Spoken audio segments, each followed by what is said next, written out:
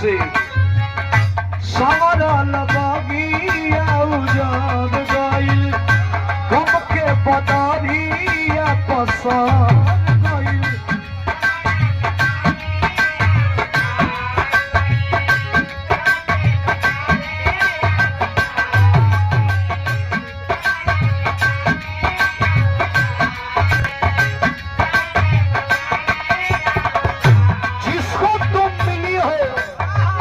मैं उसके हाथों की लकीर देखना चाहता हूँ, ऐसी है मेरे हाथ में नहीं है।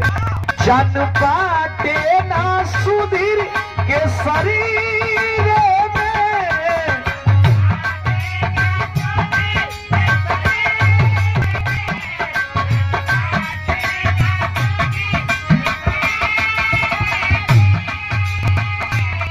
लोग प्यार से जराता,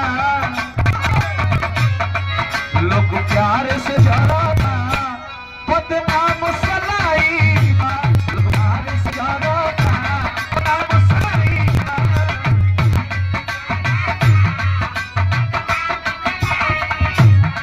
जन बाटे ना सुधी के शरीर में, किस्मतिए के दोष नहीं खे।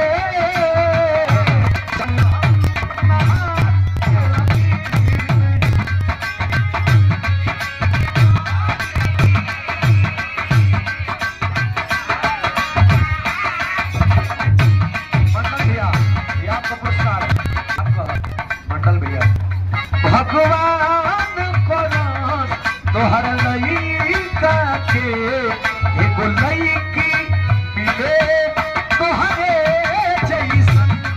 भगवान करस तोहर लइका के एगो लइकी मिले तोहरे जैसन।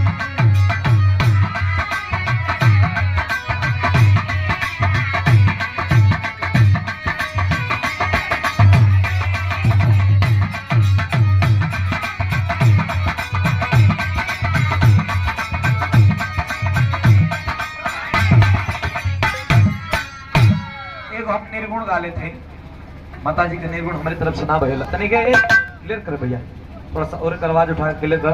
हमारे मंडल भैया के द्वारा पुनः पुरस्कार को प्रणाम, धन्यवाद। हेलो तनी और आओ 5 मिनट के एक निर्गुण हम गा लें।